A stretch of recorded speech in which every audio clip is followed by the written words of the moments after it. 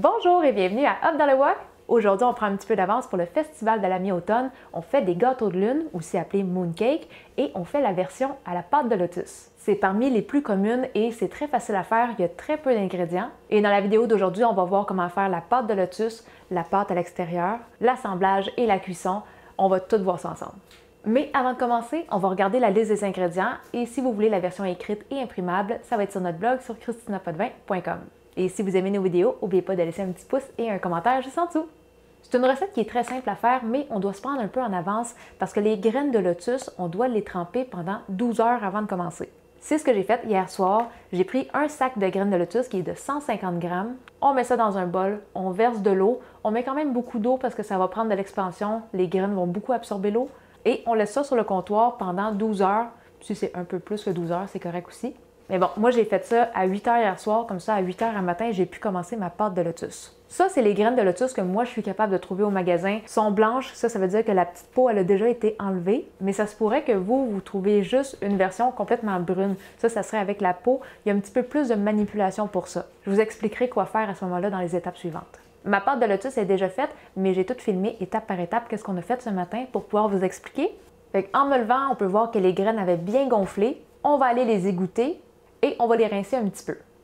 Après ça, on doit venir les ouvrir parce qu'à l'intérieur des graines, des fois, il y a un petit germe et si vous êtes curieux, goûtez-y sur le bout de la langue. C'est hyper amer, il faut absolument l'enlever. Si vous les oubliez, ça va vous faire une pâte de lotus avec un goût un petit peu bizarre. Ça va vous prendre un petit 5 à 10 minutes, mais prenez le temps de tout ouvrir vos graines en deux et quand il y a un petit germe, retirez-le tout simplement.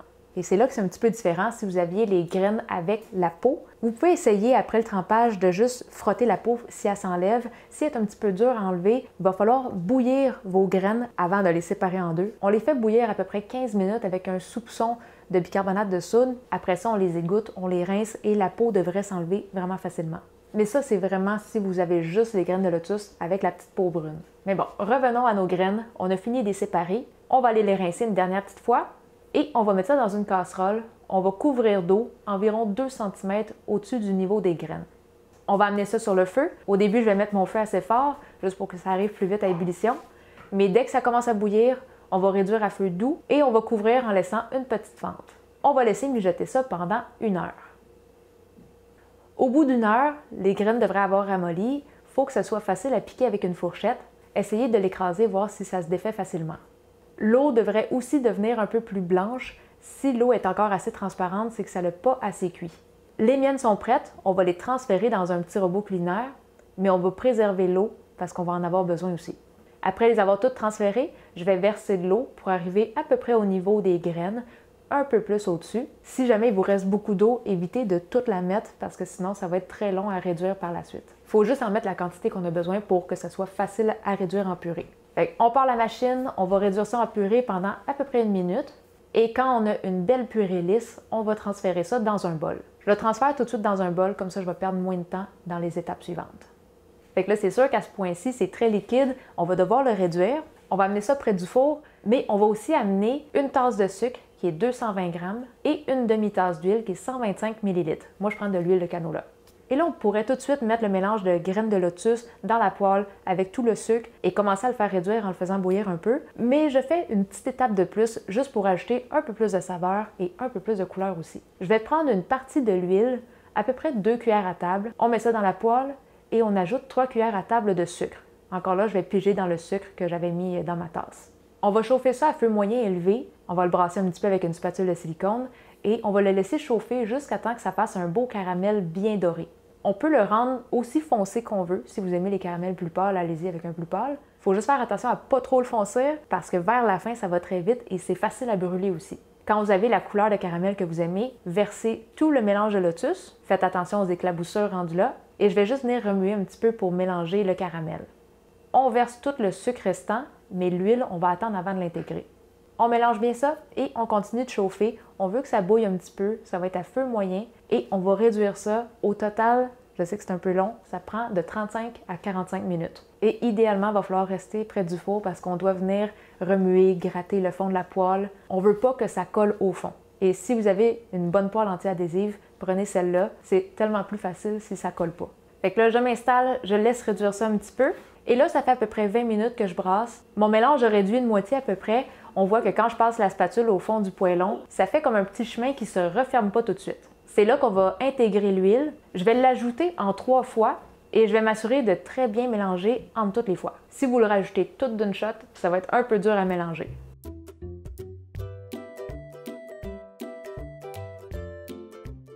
Une fois qu'on a tout ajouté l'huile, on va continuer de mélanger et de réduire. On en a pour un autre 20-25 minutes. Tant que la pâte de lotus colle sur la spatule de silicone, c'est que c'est pas prêt. Et là, ça fait 45 minutes, on voit que ça colle plus sur ma spatule.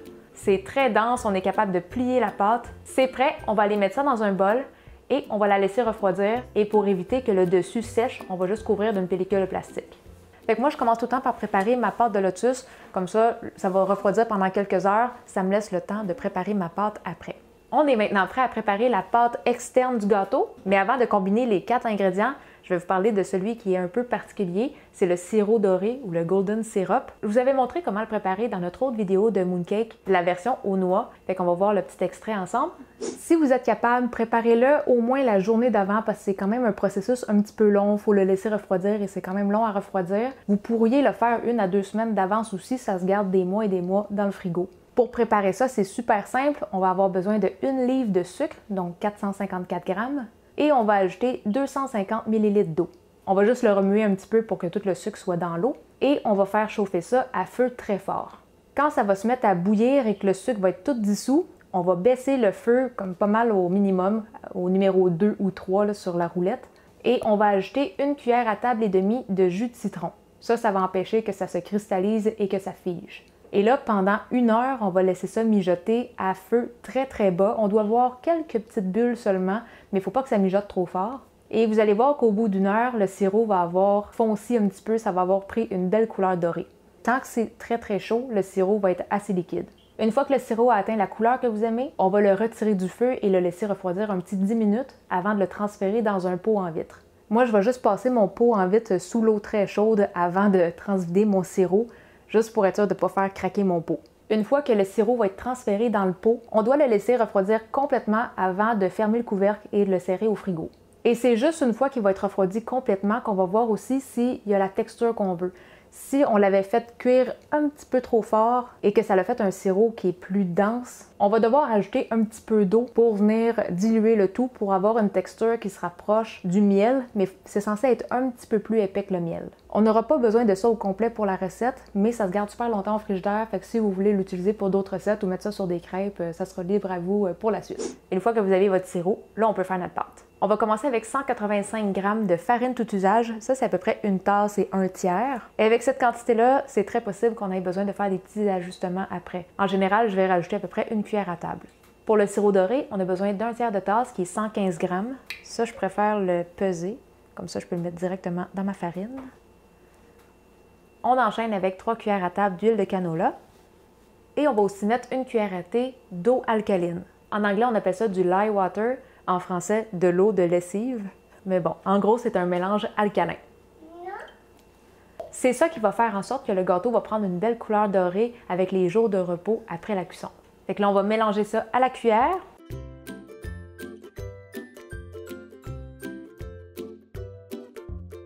Là, je trouve que ma pâte est un peu collante. On va rajouter un petit soupçon de farine.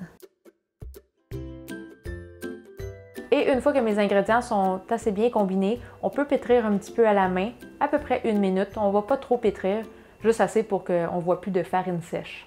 La pâte est un peu collante, pas trop. On devrait être capable de la manipuler facilement entre les mains sans que ça reste tout pris entre les doigts.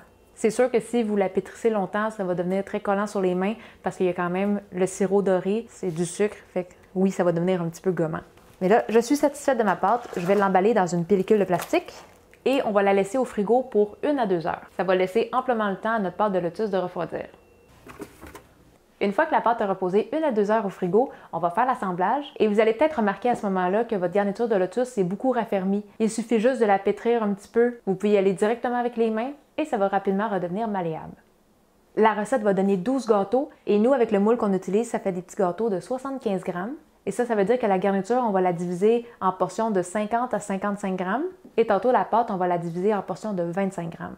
Et là, vous avez deux options. Vous pourriez faire des gâteaux que c'est juste de la pâte de lotus. Dans ce temps-là, c'est vraiment 50 à 55 grammes que vous utilisez. Mais il existe aussi la version avec des jaunes d'œufs de canne salée. Si jamais vous choisissez d'en inclure au milieu de la garniture, on doit déduire le poids du jaune d'œuf pour qu'au total, la garniture fasse 50 à 55 grammes. Je vais commencer par faire mes boules, que ça va être juste de la garniture de lotus. Je vais juste diviser ça comme ça et après ça, je vais former des belles boules lisses. Fait que ça, c'est mes 6 boules avec juste la garniture de lotus. Je vais maintenant faire celle avec le jaune d'œuf. Comme là, j'ai 13 grammes et on va rajouter de la pâte jusqu'à temps qu'on ait 50 ou 55. Et celui-là, pour former la boule, on va juste commencer par faire un disque. On dépose l'œuf au milieu et on vient refermer la boule autour. C'est très facile à mouler, vous allez voir. On roule ça comme ça et on fait une boule lisse. Après avoir fait la garniture, on peut faire la pâte et ça, on va la diviser en portions de 25 grammes. Ça se peut qu'il reste un petit peu de pâte à la fin, mais c'est correct. On va la garder de côté si jamais on a des trous à boucher. Une fois que la pâte est divisée, on va la rouler aussi. Ça va éviter que la pâte s'assèche. Et une fois qu'on a fini de séparer et rouler notre pâte, on est prêt à assembler. À ce point-ci, on va aller préchauffer le four à 360 degrés Fahrenheit et on va se préparer aussi une plaque à biscuits avec un papier parchemin. C'est le temps de sortir notre petit moule et là, ces moules-là, ça vient avec différents motifs. Vous pouvez y aller avec les motifs que vous voulez. C'est assez facile à installer. Le mien, c'est juste comme ça en le déclenchant. On peut facilement changer la petite cartouche. En général, je vais y aller avec deux motifs. Un motif pour celui-là avec les œufs et un motif différent pour celui-là sans œufs. Comme ça, c'est facile de reconnaître lequel en a, lequel en a pas. Et préparez-vous un petit bol avec un fond de farine, juste une grosse cuillère à table de farine, parce qu'on va devoir rouler les gâteaux là-dedans avant de les former avec le moule. Sinon, ça va tout coller dans le moule. Donc, on se prend une boule de pâte extérieure et on va l'aplatir avec les doigts. Dans ma première vidéo de mooncake, je l'aplatissais avec une pellicule de plastique. Si c'est le truc que vous préférez, vous pouvez faire ça aussi. Ici, je vais juste avec les doigts directement. Et une fois qu'on a un petit disque de 7 à 8 cm, c'est là qu'on va prendre la boule de garniture, on va la déposer dessus et on va venir essayer de l'envelopper avec la pâte extérieure. Au début, la pâte va couvrir à peu près la moitié ou légèrement plus. Il faut juste la travailler doucement. On va l'étirer et vous allez voir qu'elle va finir par recouvrir toute la surface. Je vais tenir la boule comme ça entre mes mains, un pouce vers la garniture pour rentrer la garniture par l'intérieur. Puis avec mon autre main, c'est là que je vais remonter la pâte extérieure. Si jamais votre pâte extérieure se déchire puis ça laisse un petit trou, vous pouvez juste pincer la petite fente, ça va se recoller. Sinon, s'il vous restait des petits surplus de pâte, vous pouvez juste en prendre un petit bout et colmater le trou. Là, moi, ma pâte aujourd'hui, la pâte extérieure est un peu plus collante que d'habitude. Je l'ai faite avec des versions plus sèches et plus collantes. Les deux, ça se fait.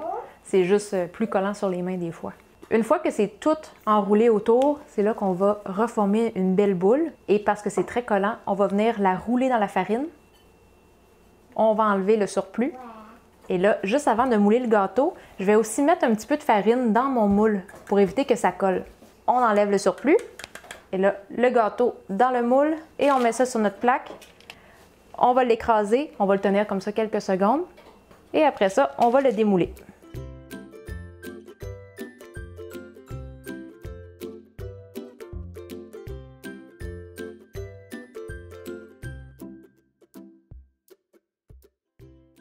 Une fois qu'on a fini de tout mouler nos gâteaux, on va aller les mettre au four, mais juste avant, on va vaporiser de l'eau dessus. Ça va éviter que ça s'assèche trop au four. On va les mettre dans le four pour 5 minutes. Ça va permettre au motif de figer. Ça va être plus facile d'aller mettre la dorure. En parlant de dorure, on va aller la préparer. On mélange un jaune d'œuf avec une cuillère à table d'eau. On mélange bien ça. Et après les 5 minutes de cuisson des gâteaux, on va les sortir. On va bien les badigeonner, autant sur le dessus que les côtés. Essayez de faire en sorte de bien enlever tout le surplus de dorure. Si les motifs sont remplis de liquide, ça va figer là et ça va rendre les dessins moins nets. Bon, tout est bien badigeonné. On remet ça au four pour, cette fois-là, 10 à 12 minutes. On ne veut pas trop les griller. Il ne faut pas s'attendre à ce que ça soit super doré. On va les retirer quand les contours commencent à brunir un petit peu. Mais le centre va être encore un peu blanc. Si vous avez besoin de rajouter 1 à 2 minutes, allez-y. À la sortie du four, les gâteaux sont pas prêts. On doit vraiment les laisser reposer au moins 48 heures parce qu'au début, la pâte est super sèche et avec le temps de repos, toute l'humidité à l'intérieur de la garniture va sortir dans la pâte et la pâte va aussi maturer d'elle-même. Ça va donner une meilleure texture, une meilleure saveur et même une meilleure couleur. D'ailleurs, on peut voir la différence. Ça, c'est des gâteaux que j'ai fait lundi. Là, on est jeudi. Ceux d'aujourd'hui sont beaucoup plus pâles et ils ont un aspect quand même un petit peu plus sec. Et quand on le coupe, c'est ça que ça donne à l'intérieur. Et si vous voulez voir la version avec l'œuf, ça ressemble à ça. Et quand vous allez sortir vos gâteaux du four, il faut les laisser refroidir sur le comptoir. Quand ça va arriver à la température de la pièce, là, vous pourrez les mettre dans un contenant hermétique. Le temps de repos de 48 heures, on fait ça sur le comptoir. Et une fois que les gâteaux ont bien maturé, là, on peut les garder au frigo. Ils vont se garder pendant une semaine. Chin chin! On peut sentir le bon goût naturel du lotus. C'est sucré, mais sans être excessivement sucré. On est capable de manger un gâteau au complet et on n'est pas tanné. D'ailleurs, c'est pour ça que nous, on aime les formats de 75 grammes. C'est un peu plus petit que ceux qu'on achète en magasin normalement. Je pense qu'en magasin, c'est des 100-150 grammes. Mais ce format-là, c'est très raisonnable d'en manger un au complet.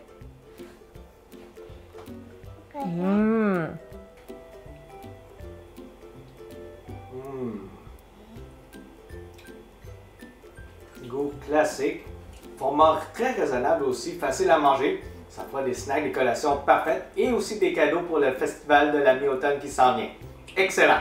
Fait que c'est tout pour la recette d'aujourd'hui et si vous sentez qu'il manquait un petit peu d'informations sur quelques-unes des étapes, vous pouvez me poser des questions en commentaire juste en dessous. Je sais qu'aujourd'hui c'était peut-être un peu plus chaotique avec les enfants. Si jamais vous en faites, venez nous montrer des photos sur notre groupe Facebook Cuisine Asiatique Fait Maison Hop dans le Wok et n'oubliez pas de vous abonner à notre chaîne YouTube. Sur ce, on se dit à la prochaine. Bye bye! Tu veux blippi? OK, dans 5 minutes, on va aller te remettre du son. OK? Va finir ton pops, puis après, on va te mettre du son. Hop, il a collé dessus. J'ai oublié de mettre de la farine dans mon moule.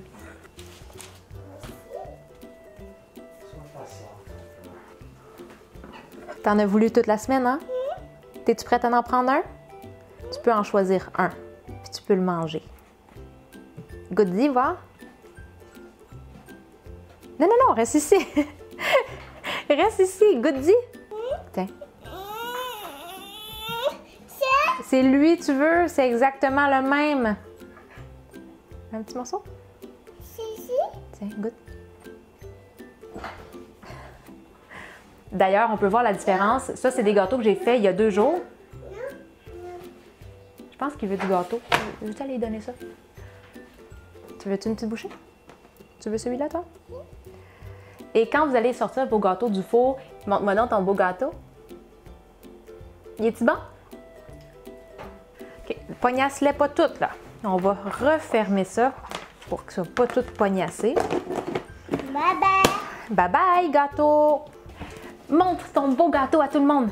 Puis dis-leur bye-bye. Bye-bye! C'est-tu le fun aujourd'hui? Oui?